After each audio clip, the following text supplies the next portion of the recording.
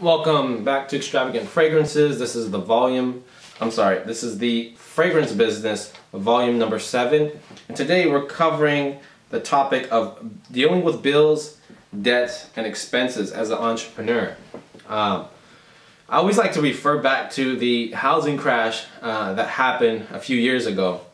And I remember as my time as a personal trainer in a gym based in San Diego, there were people coming into the gym dropping $3,000 on a personal training package, and they wouldn't even show up to the training sessions. They would just come in there, drop the money, you know, they got their Mercedes, BMW keys, whatnot, Maseratis, whatever, and that was it. So at that time, everybody was just really high rolling, if you will. Everybody was balling, everybody had brand new cars, everybody had 3 or 4 houses. And I just had my old hoopty. I just had a hoopty, little beat up car and, you know, used car. You know, but it was, at the time, I believe it was paid off. This is one thing that I will say, that I hate making payments on anything if I can avoid it. And this is one piece of advice to those who ask me about advice on how to build up their fragrance business, is this is one thing that I don't like to do. I don't recommend taking loans if you can avoid it.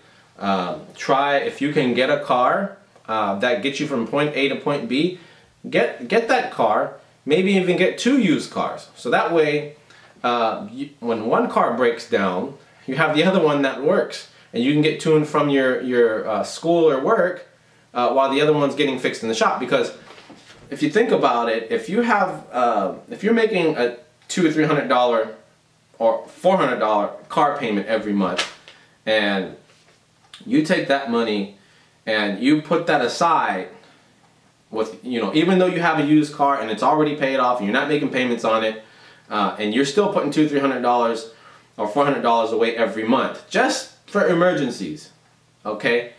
Think of it as if you're making car payments to yourself. So that way, if one car goes down, bam, it's already done, it's already taken care of, your car's in the shop. When it gets out, it's going to be fixed, going to be ready to go.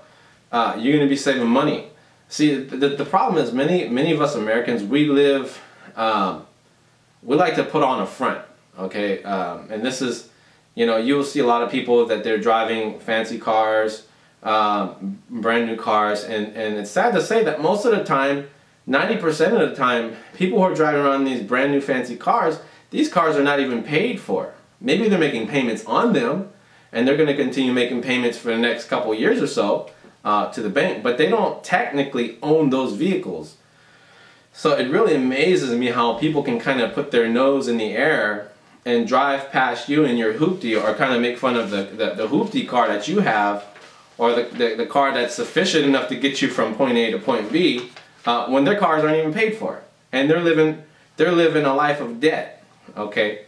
So this is just something that I try to live by. That I don't believe in buying things that, you know, if you can't afford it, don't buy it, okay? And don't take a loan for it. So that's one piece of advice that I recommend. Get yourself a car. If you can get 2 used cars, get 2 used cars that are running very well. That way you have one as a backup for the other one if that one fails on you. And put away payments to yourself every month, not the bank.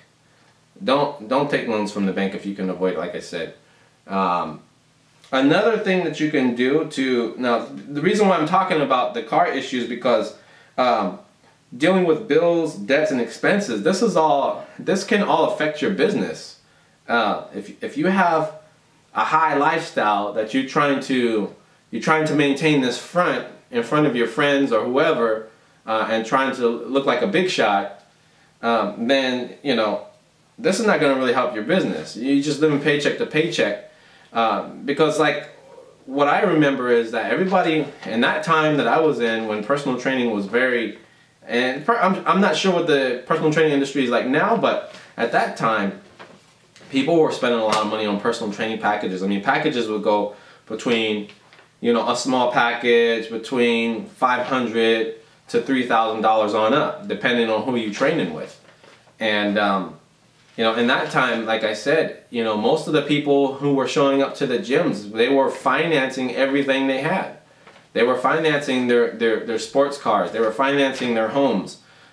Just, you know, 3 years later, people were committing suicide. Kids are asking their moms and dads, like, how come where's our house? Why are we moving to the smaller house? I want to be in my room. I want to be in my old house. And the parents had a hard time explaining to their children that they took these loans that they couldn't really afford to pay for later on down the road.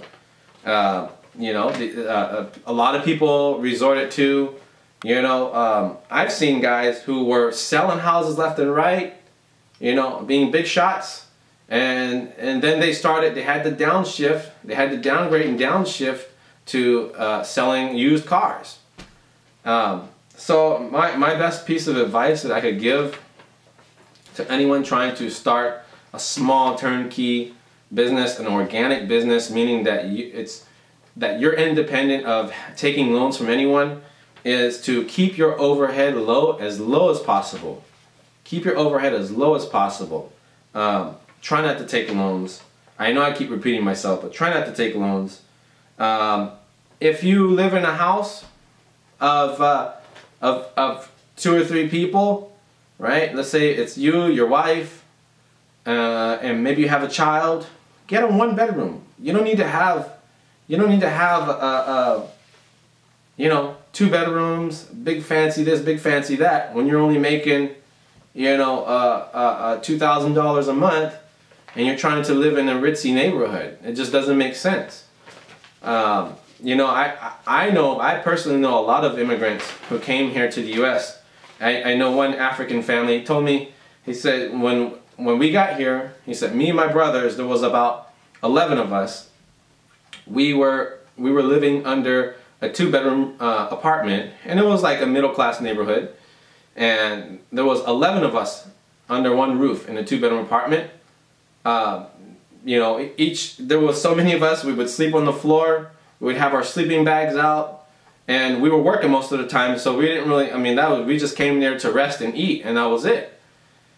And now you look years later, these families who learn how to be frugal and learn how to be not wasteful when it comes down to money, who aren't really concerned about flossing and being a big shot and whatnot, and trying to put on this fake image of being successful, later on they actually became successful. Those same families now own businesses, they own restaurants, they own grocery stores, from watching the dollars and putting away their money. Because nowadays, I mean, if you really live by the traditional American standard when it comes down to spending money, you'll go broke. And this is what happened to a lot of people. So this is something to keep in mind. What else? You know, another thing is, if you don't have to get a storefront, don't get a storefront straight off the back. Because the storefront for a fragrance business is very good, because it is a personal item where it's good for the customer to smell it. But if you can avoid that, you know, get yourself some storage space. Okay, get your garage, get your basement. You know, like my friend Harry said, you know, he goes to the swap meets and it works out very well for him.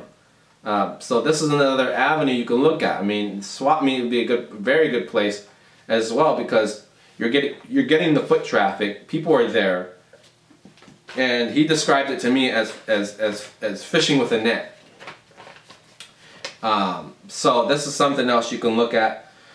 So used cars, get the used cars if you can. Stay away from taking loans. I'm always trying to find a way out of spending money on unnecessary things if I can. Okay, you know, get your storage space, start up small. You know, what else? Get the instead of you know, going into a storefront, going to the swap meet if you can. I do the internet. You know, that's my thing. I run up my own website.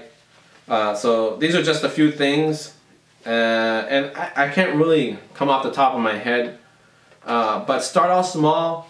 You know, don't spend money unnecessarily. And a lot of times, what some people who are just starting into a business will do is they will procrastinate, and they will use every excuse and spend money unnecessarily on things that they don't even need to start a business, and they'll use that as procrastination. Well, I need to get this, I need to get that, I need to get this, I need to get that. No, you don't. Just start where you stand and move forward. And your customers will be demanding what it is they want later on down the road. And so you can kind of listen accordingly to what your customer is saying, and then go from there.